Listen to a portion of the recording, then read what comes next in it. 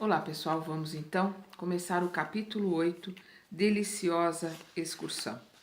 Nós vemos aqui o Clarencio levando a Antonina em desdobramento após o sono para a casa no plano espiritual onde se encontra o Júlio, que está desencarnado. Nós vamos ver aqui a Antonina muito feliz, muito alegre em relação a estar no plano espiritual, está mudando, né, mudando de vibração.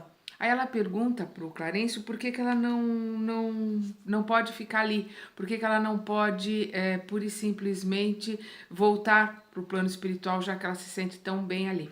Aí nós vamos ver o Clarencio colocando para ela, dizendo o seguinte: compreendemos quanta inquietação punge o espírito reencarnado, mormente quando desperto para a beleza da vida superior.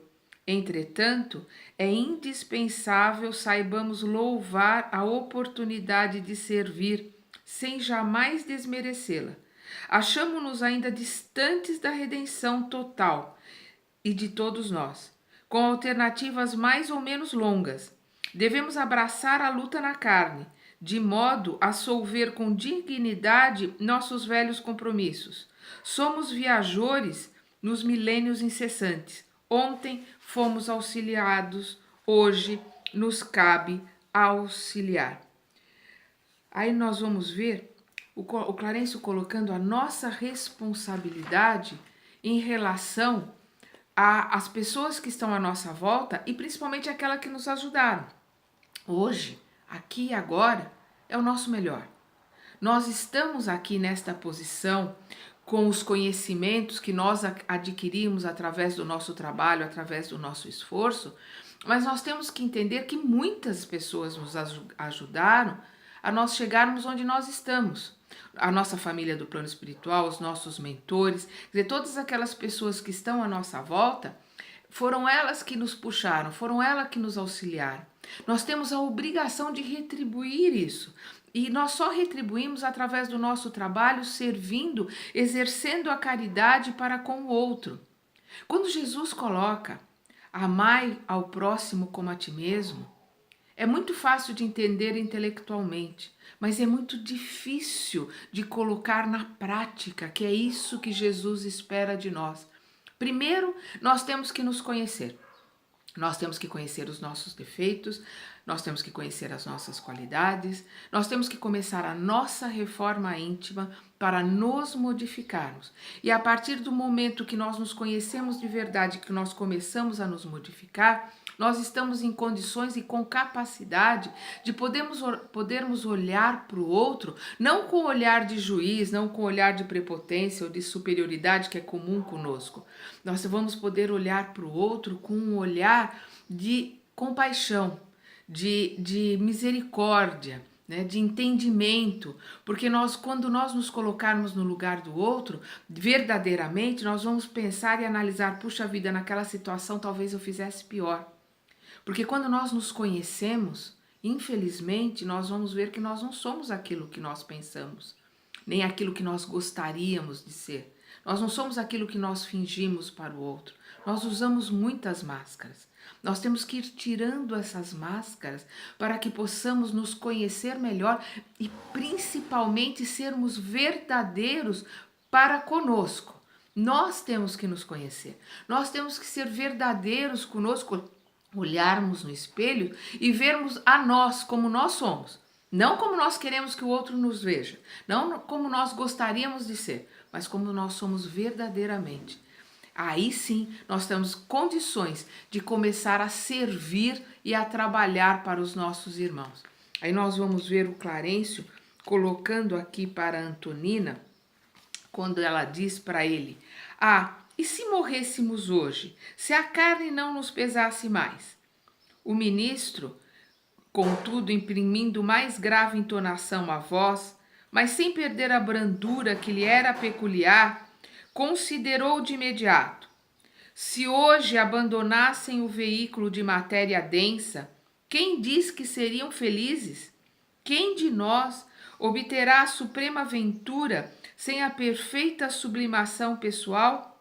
E fitando a Antonina com bondade, misturada de compaixão, observou: agora vocês visitarão filhinhos abençoados, que a morte lhes arrebatou temporariamente ao convívio terrestre. Vocês se sentem como que num palácio dourado, em pleno paraíso de amor. Mas e os filhinhos que ficam? Haverá céu sem a presença daqueles que amamos? Teremos paz sem alegria para os que moram em nosso coração? Imaginemos que as algemas do cárcere físico se partissem agora. O atormentado lar humano cresceria de vulto na saudade que as tomaria de assalto. A lembrança dos filhos aprisionados no planeta acorrentá-las-ia ao mundo carnal, à maneira de forte raiz retendo a árvore no solo escuro. Então nós vamos ver aqui o Clarencio colocando que a gente não pode se prender naquele minuto, naquele momento. Nós temos que entender que nós temos uma jornada e nós temos uma logística de trabalho com a qual nós concordamos e planejamos antes de virmos para o reencarno.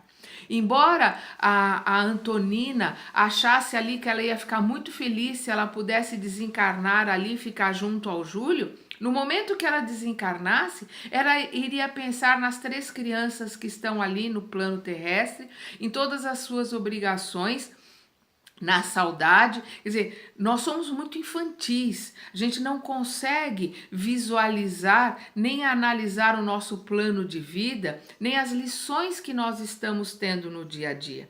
Nós temos que entender que nós estamos aqui numa escola. Nós estamos aqui aprendendo as lições da vida a cada minuto, a cada dia, com todas as pessoas que nos cercam.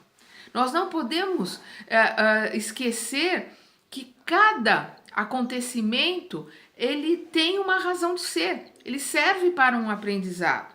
E para isso, nós precisamos olhar para a vida e perguntar para quê? Para que determinada coisa está acontecendo, não por quê. O porquê talvez mais tarde, numa outra época, num outro tempo, nós vamos poder entender. Mas nós temos que entender agora o para quê. Para que aquele momento, aquele acontecimento está ali. Para nos ensinar o quê? Qual é a lição que eu tenho que aprender com aquele momento, com aquela situação, com aquela doença, com aquela dor, com aquela pessoa que eu tenho dificuldade de lidar? Tem sempre que perguntar o para quê, entender a lição que está ali embutida. Porque a hora que nós entendermos a lição, nós vamos poder começar uma lição nova. Todos nós já passamos por aquela situação do déjà vu, que é quando você está vivendo uma situação que você sabe que você já passou por aquilo, você sabe que você já vivenciou aquilo. Ou seja, você está repassando uma lição que você já teve antes e não aprendeu. Então nós temos que fazer uma análise. Eu não aprendi por quê? Eu me escondi como o avestruz que enfia a cabeça na terra? Ou eu enfrentei a situação para aprender com ela? Se eu estou passando por ela de novo, é porque eu não enfrentei.